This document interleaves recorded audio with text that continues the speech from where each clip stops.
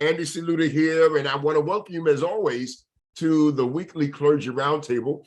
And I'm delighted to be joined by a number of Christian thought leaders and clerics, literally from around the country. We gather right around the 9 a.m. hour, week after week, to discuss pertinent topics and subjects that we think that are meaningful to you. We're intending to do the same thing today, and I pray that you will stick with us. I think that the topic that we have selected for today is an immensely interesting one, and I am anxious to get the input and the feedback of those who are joining me on the panel today. Now, in talking about the panel today, let me begin with my colleague, neighbor, and newly elected Vice President of the Ministerial Alliance of North Amityville and vicinity, my good friend, Bishop Walter Willie. Good morning, sir. Good morning, everybody. God bless you. Grace and peace. I am Bishop Walter Willie, the pastor, founder of the Prayer Tabernacle Church of God in Christ, right here in Amityville, New York. God bless you. God bless you, sir. Next to Bishop Willie is my longtime, even childhood friend from Far Rockaway. Good morning, sir. Good morning. My name is Pastor Norman Scott, Rising Star Baptist Church, Jamaica, New York. Grace and peace to all of you who are with us on today. And we hope that something's going to be said to bless all of us. Thank you, sir. Next to Pastor Scott is a fresh voice and face from the Midwestern state of Iowa. I called all of the participants early this morning to give them a heads up on what we talked about. And of course, it was additionally early there in the Midwest. And I can't even disclose to you the contents of our conversation. Bishop, we're so happy to have you today. Good morning. I greet you in divine love. Bring you greetings from Koinonia Ministry, Full Gospel Baptist Church. I am Bishop Helen Seenster, and I'm looking forward to the conversation. And we've got a secret. Okay, great. Wait a minute. I missed that last part. Go on, Bishop. I think her microphone was muted. Okay, we're going to go to the eastern end of Long Island. Good morning, everybody. Girlfriend, we have to talk. Anyway, God bless everyone this morning. It's a pleasure to be here. Absolutely a pleasure. I bring you greetings from Good Samaritan Ministries in Center Reach, Long Island, and New York. We are all the way out East Dab in the middle of the island. God bless you and good morning. Good morning, Overseer. Happy to have you as always. And I said prior to us going online that I was delighted that Bishop Bowens had not yet joined us because nobody teases this panel any more than Bishop Jeffrey Bowens. Good morning, sir. Oh, my beloved Bishop, God bless you. And to my brothers and sisters, it's certainly an honor to be here with you this morning. And I am from Buffalo, New York, and pastor of the Love Alive Fellowship Full Gospel Baptist Church. And they still embrace me there. So God bless you, and it's good to be here with you. And again, friends, I'm Andy Saluda of the Hollywood Full Gospel Baptist Cathedral of Amityville, New York, and the Queen's Ministry of New York City. And it is our delight to be sharing with you today. Well, friends, let me move in this particular direction, because I am sure that one of the major news items that you are aware of is this recent attack on Paul Pelosi, who is the president, who is the husband of the Speaker of the House. He was viciously attacked, and it seems now that it was politically motivated. And I bring that up to highlight that there has been an uptick of political violence that is going on in the country, and we're seeing it like perhaps we have never seen it before, or that we have not seen in the last 50 years. And so I've asked our panel to give some sterling thoughts and reflections on where we are, what we're going to, what we're going through. And again, I want to back this conversation up against a 1964 speech that was delivered by Malcolm X in the anticipation of the presidential election between Lyndon Baines Johnson and Barry Goldwater. The year before, 1963, President John F. Kennedy had been assassinated. And of course, President Johnson filled out his remaining year between 1963 and 1964. And then in 1964, Lyndon B. Johnson ran on his own behalf as the successor to President John F. Kennedy. There was a great deal of racial and social tension in the country. The United States had just become involved in the war in Vietnam. We had only exited the Korean War just a few years earlier. There was the Emmett Till disaster that took place in the South in 1955, 1956, the Montgomery boycott had taken place. A year earlier, 1963, 200,000 Black people marched in Washington, D.C., the March on Washington, when Dr. Martin Luther King delivered his I Have a Dream speech, where he called for nonviolence. Now, juxtaposed to a Martin Luther King and the nonviolent I Have a Dream speech of 1963, the very next year, Malcolm X goes to Detroit, Michigan. He is the guest of Reverend Albert Cleage. Reverend Albert Cleage was the pastor and the founder of a newfound Christian Pan-African Black nationalist congregation called the Shrine of the Black Madonna. He had since established congregations in Atlanta, Houston, and some other places around the country. Malcolm X was there as the guest of Reverend Albert Cleage. It was for a Black nationalist movement campaign and rally. And at that event, Malcolm X delivered a speech that was one of his most memorable speeches. It was entitled "The Ballot or the Bullet." And he argued that either we were going to exercise our civic duty and responsibility and participate in the electoral process and cast our ballot for the candidate in the party that would serve the best interests of the Black community, or we were going to be required and forced to pick up arms as they had done in Algeria, as they had done in colonial communities all across Africa, as they had done in North Korea, as they had done when they ousted the French out of Indonesia. And he depicted a very stark picture of the ballot on one side or the bullet on the other side. Now, it is seemingly prophetic, and the words of Malcolm X are seemingly coming true today. And even though he had intended this to be for a Black audience nearly 50 years ago, it seems that the words of Malcolm X are coming to fruition today, not in our community, but in the parent society in which we live. And so it's those two polemics that I want to discuss and I want to feature in our conversation today. Malcolm X talked about the ballot or the bullet. And it seems that that is the choice, the binary choice that we are faced with today. We're either going to participate in the electoral process, preserve and protect democracy in this country, or we're seeing an uptick of political violence that very well may result in a second civil war in this country. So with that being the parameter and that being the outline of our conversation today, I want to open the microphones and invite your response and your commentary on the violence against Paul Pelosi and what it is that you see in this country as it relates to what we were told by Malcolm X nearly 50 years ago. You can speak in whatever order is comfortable for you today.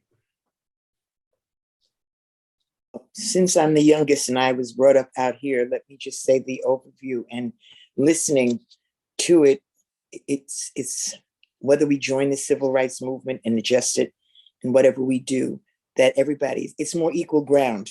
It's not just Blacks anymore. It seems that it has opened up its framework. People are just afraid of power. They're afraid of people exerting their rights. And there's several things that I have to look back on. When you look at it, it was inspiring African Americans, and that needs to be at all costs to join, and to make right all of the civil rights for all people. And that's right. But what we do publicly with government is a whole nother ball game, because then we have to somehow, to me, and Could be wrong. Somebody just check me. But January 6th, they were doing the same thing. That could be an argument all the way around. It's just like right in there. It kind of folds in. It's like folding in egg whites. What do we do? And where is the line that stops it? Where is the dividing line? Where do we stop? When it comes to Nancy Pelosi's husband, I feel so bad. But he wasn't a Black man. He was a white man. And they were after not a white man. They were after a white woman. So it doesn't make any difference anymore who you are. It seems to be a matter of what people want from you, not even what they want for you or how they fight against you, because there's no racial line in that anymore. It's everybody. It's equal ground, Black, white, purple. The people that they threatened to hang at the White House were white, not Black.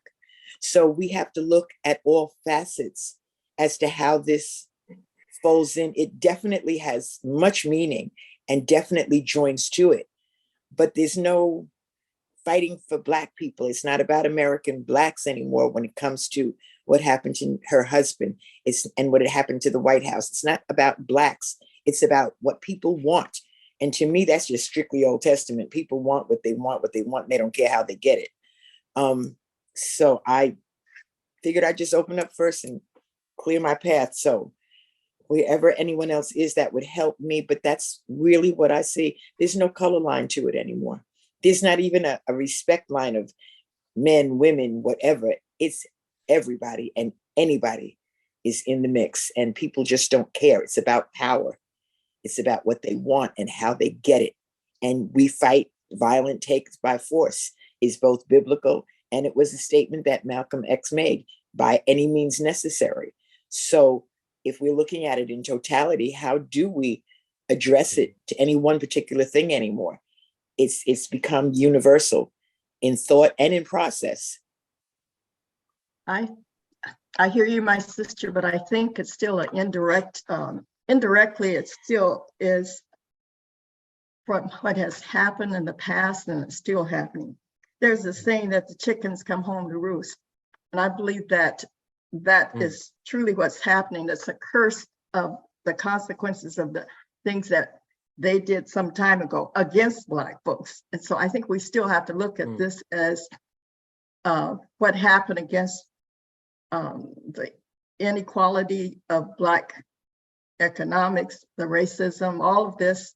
And I think as a result of that, sometimes people get greedy and they get power hungry, and then the color does change, but it does not, it affects other people, but it still has an impact on Black people as a whole. So I guess I agree and disagree on parts of that, because we don't have equal access at all.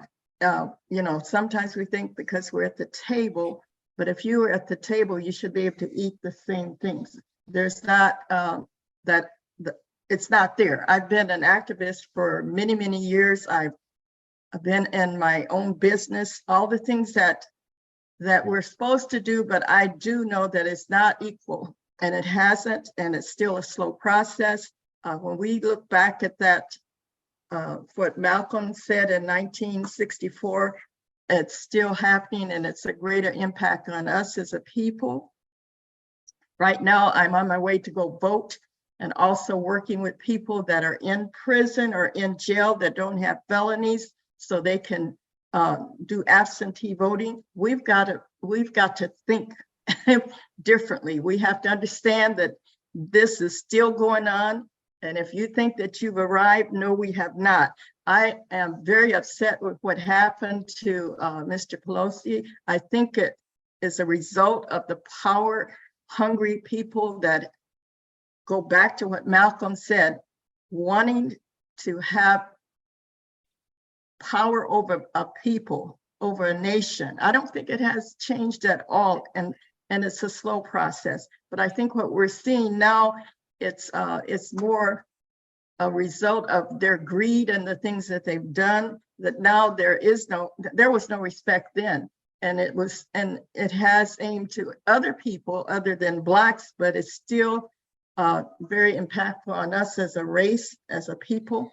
And I think we just got to think wiser, and we've got to think that, no, you have not arrived. Let's put some feet to our prayers and all those things that we've got to do. We can't sit on our do nothings. We've got to continue to be proactive, and I've always believed in preventive maintenance. And you can't just stop because it looks like things are going okay. So I think this bullet or ballot, to me, it resonates even more so now, especially with our people, what we see happening and see how they're trying to block us from voting. They're doing everything they can because they're afraid. They're afraid because we do have power if we would just exercise the power we have. And it's not just a power for us, but that power is for all people. And I think with this, what happened with Mr. Pelosi might wake up some other people of other cultures and know that this is not about a democracy. Well, it is about a democracy, but we've got to wake up. We've got to do some things. We've got to be proactive. And it is a result of the deeds of the past. Let me excuse me, let me just say also, and I have to I guess agree with both of you all, Overseer Seaman and Bishop Singster. There was at one time there used to be what they used to call the moral majority. And it looks like that the moral majority, although a lot of things are in place for the moral majority really does not have the numbers that it used to have. And that's why it's so important that a lot of issues that they're trying to ban and a lot of things that they're trying to do is important to them, because they want to make sure that they become the quote unquote, again, the moral majority. And what they do, and I'm like this, I just believe, that they take some of our people of color, and just use them and just use them for their advantage. And I don't mean to pick on anybody, but it really disturbs my spirit every time I see and I hear Herschel Walker speak. It really disturbs me because it's like he's literally the voice, in a sense, of that group. And if you look at his past and look at who's coming out, as a matter of fact, I was watching the news this morning, and here yet comes out somebody else. And when I saw who it was that was coming out, I said, oh, really? So listen, we are on our way. One of my heroes from time has been the late Minister Malcolm X. Say what you want about him, say what you will about him. For him to be who he was and the type of person that he was, all right, he had a lot to say. And at that time, his generation didn't understand it. But yet his words are prophetic, even as we speak. Yes, speaking truth to power, there's always been an undercurrent of evil in this country. And the late Malcolm X, a great speaker, a great orator, talks about the sleeping giant.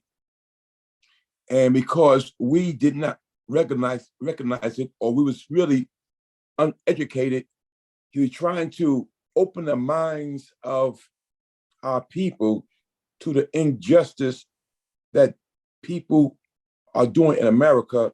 And you got wolves in sheep clothing acting like they're for you, but at the same time, in the back room would change the agenda.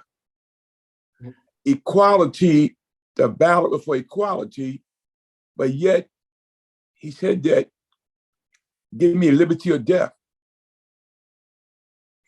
What is ever worthwhile in this country is worth fighting for. And he didn't speak against nonviolent. He was saying that sometimes you gotta be proactive in some of your actions against the evil that was taking place in this country. And many of our people did not recognize it. He said, they were saying, don't rock the boat. Today, they're saying, don't rock the boat. Let us keep our power. And the thing is this today, it's an undercurrent. They're scared. They fear that the unknown, that there's more brown-skinned people gonna be here in America than other people. And that's the fear they have now. And they don't wanna lose that power. I concur with you, Bishop Willie, and all the other comments that has been said.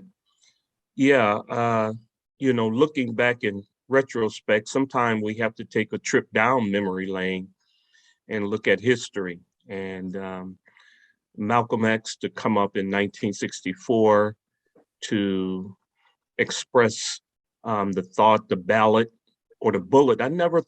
I didn't think of it from that perspective. I was trying to phrase it in a way that I could understand it. But we see with this situation that occurred at the Pelosi household, that people will go through any means for power and position. Someone says that power corrupts and absolute power corrupts absolutely. In other words, that the more power somebody has, sometimes the worse they are in regards to morality and justice. And so we see that people will go through any means to maintain that power. And Malcolm X was trying to get us to understand that aspect of it, along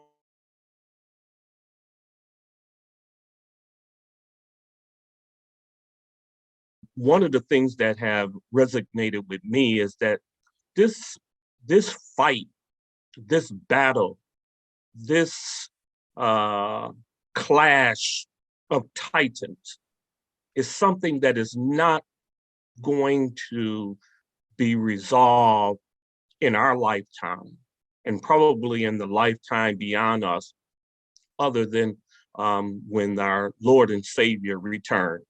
The fight is for the soul of America. And this fight is constantly going on in the political realm. And it's so unfortunate. Pastor Scott mentioned the situation with bringing out a token individual to represent the moral majority or that type of group. And so we have to be cognizant and alert to these things, that this battle is, sometimes we just came out of a presidential race, and people say about the uptick of crime, okay, the uptick of crime, violence, so forth and so on. Now, one of the things that I think that has occurred with that uptick, it was our former president that caused the uptick. And now they trying to run on that platform. So the more crime and violence you have, now we are able to take the position to say that it's the Democrats' fault. That's a bunch of malarkey. So nonetheless, I just wanted to say that this is what we are up against. We got to recognize that the battle is going to continue, and we have to be ready to fight good fight. I am appreciative of all of the comments that are being made. And I guess one of the things that personally has disappointed me is that a few years ago, when Representative Scalise was the victim of violence on a softball field, he was shot.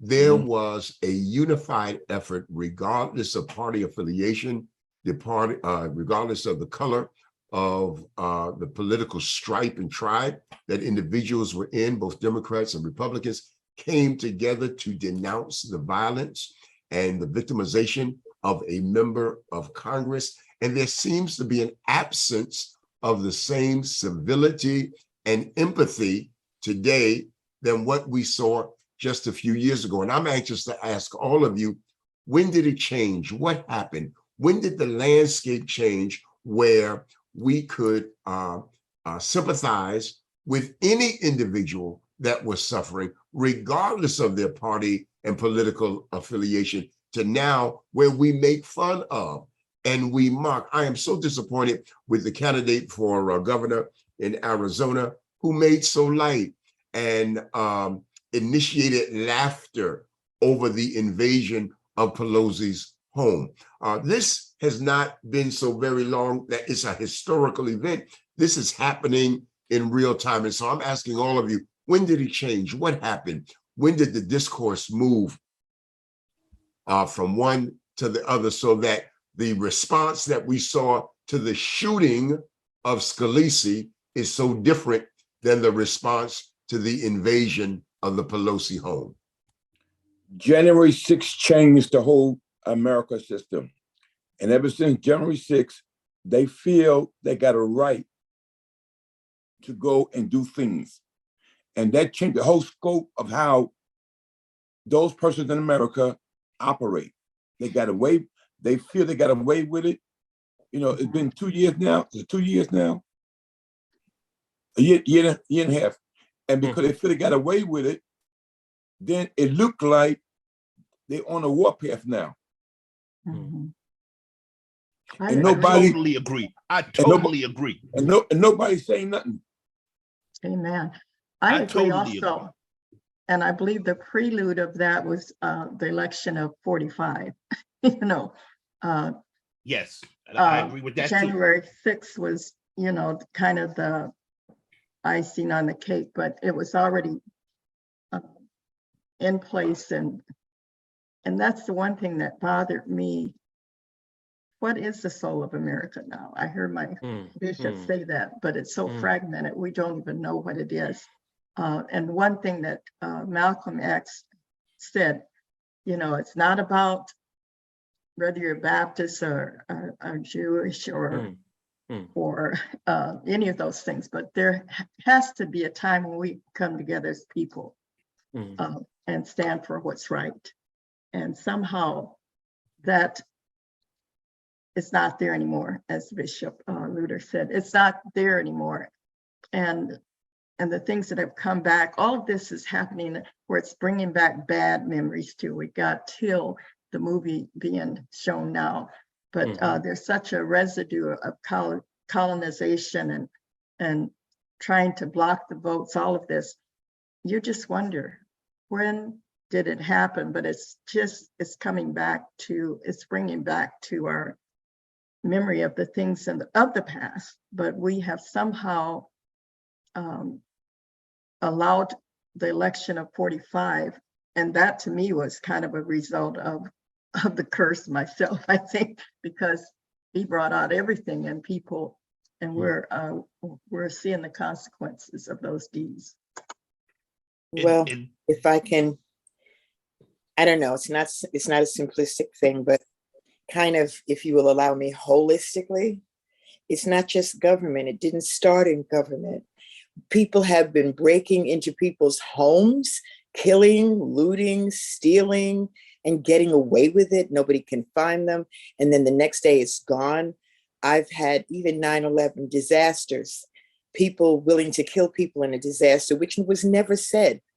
But somehow God sent me a couple of them that they let me know what was going on in the underground of 9/11. It was helpful. It was good, as in all disasters. But there are destructive people everywhere. This didn't just start. It's like the pimple that was under the skin that has now grown into a great big old pus ball, and it's blowing up and it's spreading everywhere, and everything and everyone has gotten infected. And I think holistically, if we look at it, it is the soul of America. It's the only way America has learned that they can get anything is by taking, whether it belongs to them or not, and not caring, not looking behind, because it's all about the almighty self. And that is the danger that we live in everywhere. I would venture to say that also is leadership. When we came through the Emancipation Proclamation in 1863, and then right after that, it was the Reconstruction period. And for 12 years, we were going in a positive direction. But after those 12 years, we didn't see the Jim Crow laws begin to resurface. And so we see a system or a pattern that seems to occur quite frequently. Every time we seem to try to make some progress or advance, some kind of leadership or some kind of philosophy begin to come into play to try to push other races and cultures back in their place. And so I think that's, looking at it from a kaleidoscope position. I think that is what has occurred. And then presently and currently, as it already have been said, when 45 came into existence, rather, it talks about how that he has emboldened others to do some of the things that is transpiring in our time today. If Malcolm X was here today, he would say that there's 42 million Black people in America. There's 43 million Spanish or Hispanic in America. And he would say that, let's rock the boat. let's bring down this sleeping giant in America who's been torturing us too long now. And so therefore, he said that humanity come first. He said humanity is about human first. And America never looked at us as being human. And therefore, let's recognize that then it will never be really civil rights as we call it in America until we deal with human rights.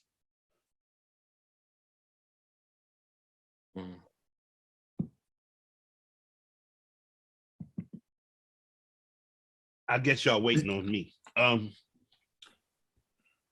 I have to look at who 45, when he came into power, when he came into office, particularly, who he lined himself up with internationally also. He did not line himself up with any of the other nations that our nation is usually lined up with. Look at who he lined himself up with. He lined himself up with North Korea. He wanted to line himself up with Russia. All of those areas where dictatorship is the order of the day.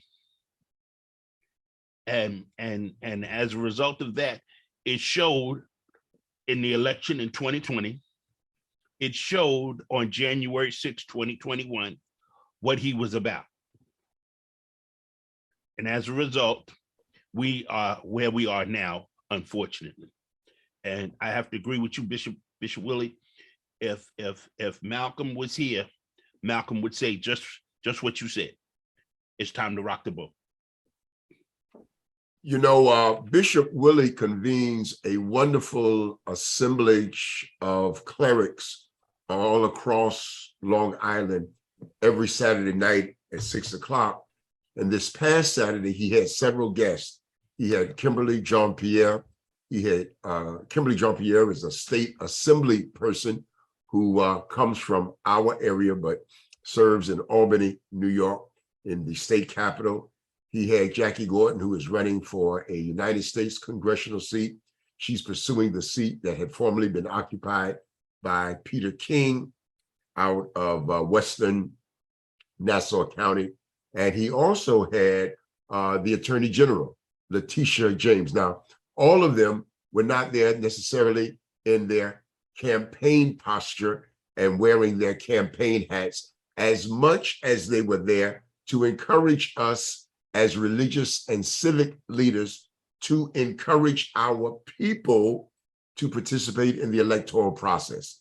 And they both individually and collectively recruited our efforts and our help in getting out the vote. So many people have shed blood and have given their lives so that we would have the option, the opportunity, and the privilege of voting. And this is not an election, even though it's a midterm election, and midterm elections typically do not attract the participation as do national elections or presidential elections. And yet they collectively said to us that this is a time not to sit out this election, but for us to exercise the vote. Now, I want to kind of go back to Malcolm X, because Malcolm X had recently been expelled at the time that he gives this speech in 1964. He had recently been expelled from the Nation of Islam. He was somewhat isolated. He was a bit on an island. He had begun to redefine himself more as a Black nationalist than as a religious figure and personality. His name had been changed. And there was an excerpt of his speech. And he had never said this before, because as a Muslim, he had always encouraged us to withdraw from those organizations that he felt had compromised their position and were hypocritical in their efforts to secure rights for our community. But I heard him very clearly in this speech to say that if there is an NAACP chapter that's doing the work and standing up for justice and speaking power to justice, then join that NAACP. If there is a church that is arguing for the rights of Black people and the decolonization of America, then join that Baptist church, join that Christian church. And this was a different posture and position for him, because prior to that, he had encouraged people to withdraw from those institutions. And so to hear him say that we are either going to use the ballot and vote, or we're going to find ourselves in a military conflict, I thought that was astounding for him to say nearly 50 years ago. So again, I want to go around the table and ask all of you, in your own assessment, from your own view, your own perspective, your own opinion, how important is this election? Even though it is a midterm election, it doesn't attract the attention that national elections do, but how important is this election at this time wherein we stand? Again, Malcolm said that local politicians take care of local communities. And we're in a midterm election, and these people that's in our local communities, if they're not for us, then they're against us. And the ballot is equality for everyone. Malcolm became more open in the last days. He became more open to, like you said, to other groups here in America, so we almost be on the same page to get justice for our people.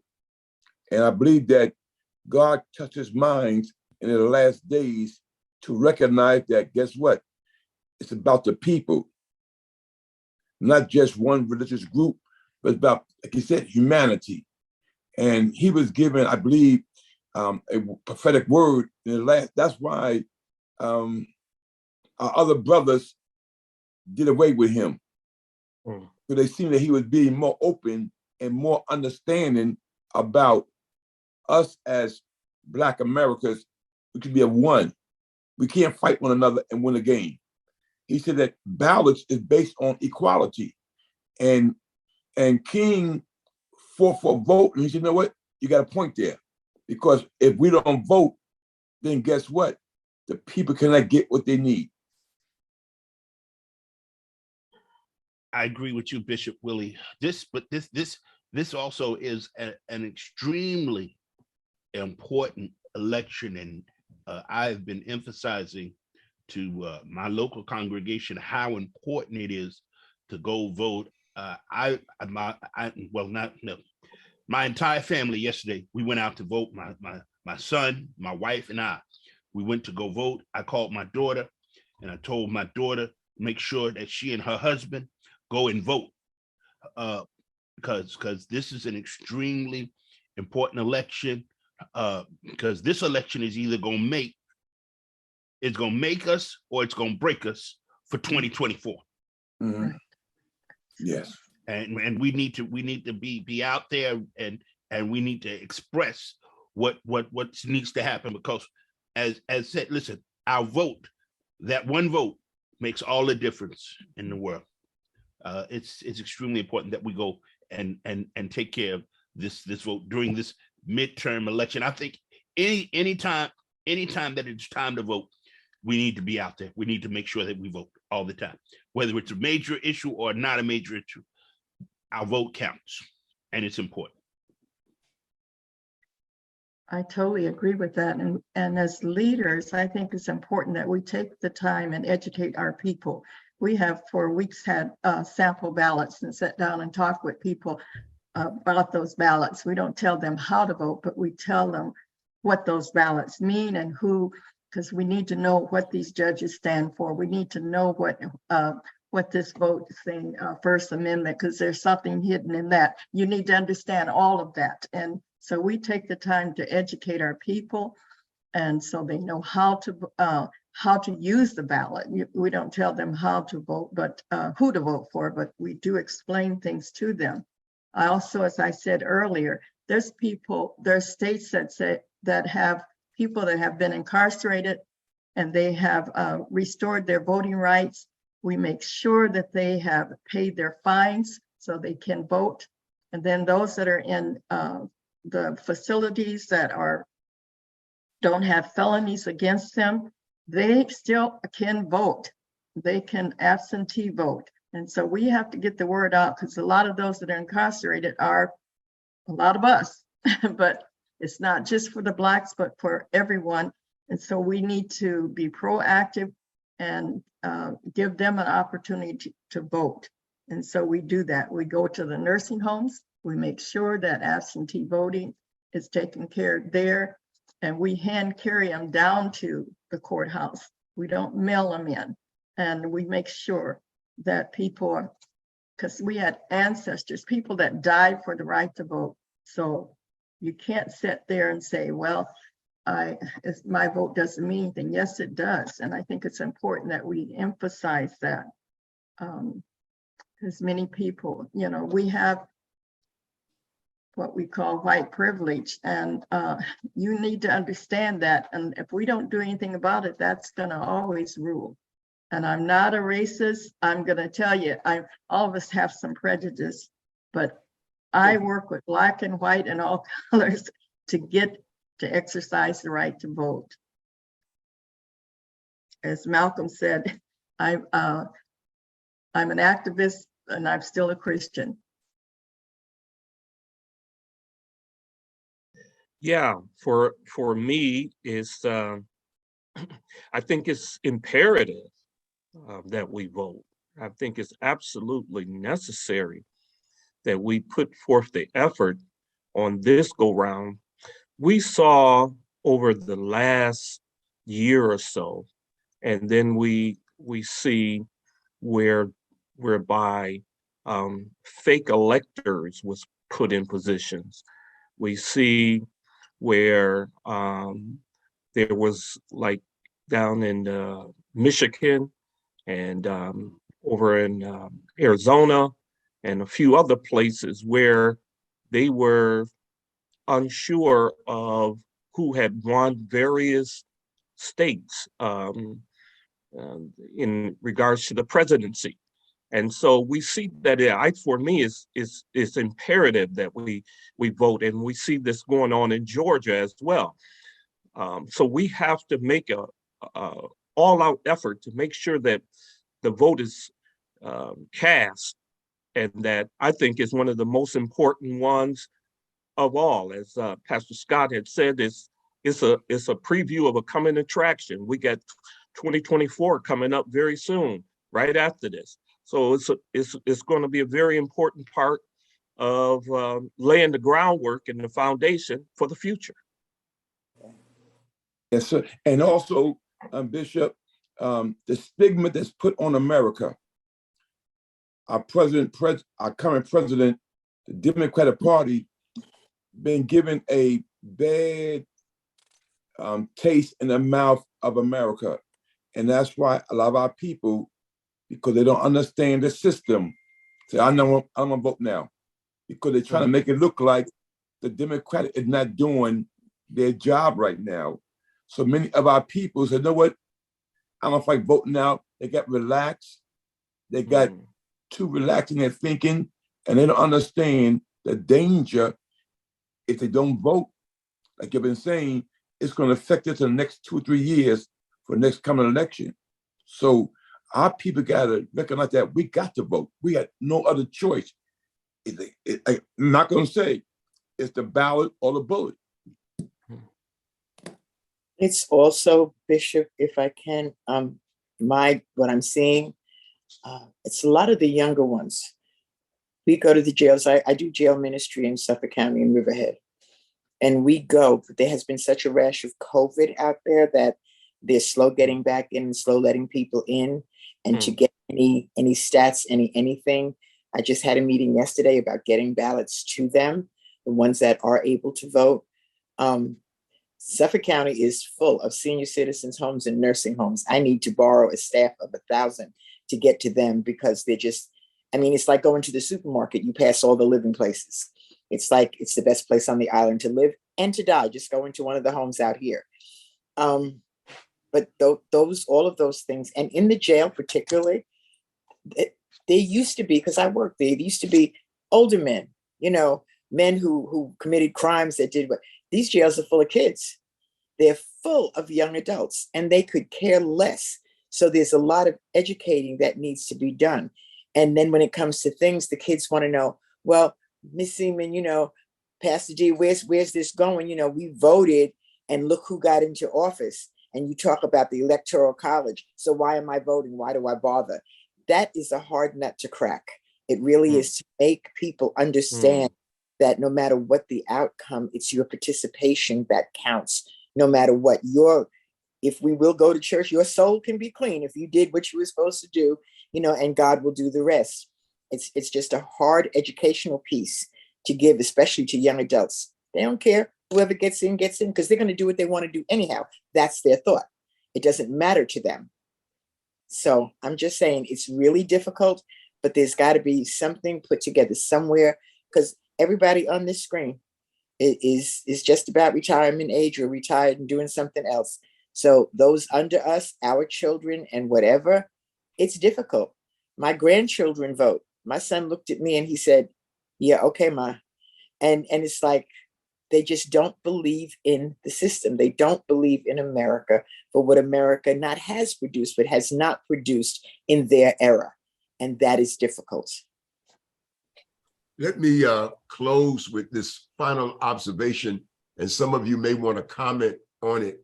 One of the movies coming out this weekend is a movie entitled Till, and it is the story of Emmett Till, 14-year-old youngster who leaves Chicago, goes south for the summer, and ends up dead because he's accused of flirting with a white woman in a local merchant store. The persons who tied him to a cotton gin, took his life, brutalized his body, confessed to the crime, were tried, and were declared not guilty by an all-white jury who were made to believe that the killing was justified because it was an honor killing. It was done to protect the honor of a white woman. Now, that jury that released those 2 men who killed Emmett Till were released by a jury that was an all-white jury. There was no Black participation on that jury whatsoever. And when you peel back the layers that account for and explain that lack of Black participation in calling for justice, it is because the requirement in that southern state was that you could not sit on a jury if you were not on the voting rolls. And because they had systematically excluded Blacks from the voting rolls, then they had in essence excluded Blacks from participating and pursuing justice for their own people. And what I want to close with is soliciting from you a brief commentary on, yes, our vote counts on the election of the candidate that we choose to support. But do you see any other value? Do you see any other benefit of civic participation and voting beyond the support of a Kimberly John Pierre, a Jackie Gordon, or a Letitia James? Why is it important beyond the candidate that we choose to vote for? Real fast. Because they can't do it without us, Bishop. Any appropriate candidate that is put up before us cannot win without our vote, whether we believe in what the outcome is going to be or not. And I say that because it took me a while. I was over 25 before I registered to vote because I did not believe in the outcome. I didn't believe in the process because I didn't see it working. But once I got it in my head, that's why I say education is important, of the outcome, the final outcome, and how my pimple was going to get cleared up and not be reinfected, then it's a different story. The Bible is clear, and the Bible says to us, how can two walk together except they agree? And we've got to stand with our political leaders, those that we support. And just like Overseer Seaman said, they can't do it alone. We've got to work with them. Amen. I believe that it's not power over that stands, but it's power through. And I think we can have power through our other leaders and with one another. That's where we find the victory, is having power through each other, not power over each other. And we cannot afford to stop, because patience is a virtue. And that's what we need, is patience during our time, because we must inform our people of the danger we'll be facing. My people perish for the lack of knowledge. Knowledge is only being educated, is being informed, and the politician we believe in, is trying to inform our people what is important, what is at stake, and they got to write and also put them in other position to get things done in their local communities. Looking back in retrospect and looking at those who have traveled this road before we got here, make us understand the value and the importance of making sure we vote. We know that when we don't vote, we don't have a voice. We can't change our community. We can't change our world. Things are much more a struggle, much more harder for people. So I think that voting is absolutely critical, especially for those who are marginalized and disenfranchised. Well, friends, that takes up just about all of our time, and we certainly want to thank you for yours. I want to thank Bishop Walter Willie, Pastor Norman Scott, Bishop Helen Seenster, Overseer Diane Seaman, and Bishop Jeffrey Bowens for joining me this last hour in this conversation as we reflect upon, again, the uptick of political violence that we're seeing in our country, and compare that to the commentary and the comments of a Malcolm X nearly 50 years ago, when he reminded us that there is a choice that we are facing. There was a choice back in 1964, and that choice was the ballot or the bullet. It seems that those prophetic words of Malcolm X are coming to fruition again. And as we face this election of next Tuesday, again, it appears that the choices are the ballot or the bullet. Yeah. Well, friends, until next time, do know that God loves you. We love you. We look forward to seeing you soon. Until then, go in peace, go in joy, go in love, and go in happiness. For the author of the same goes with you. Amen.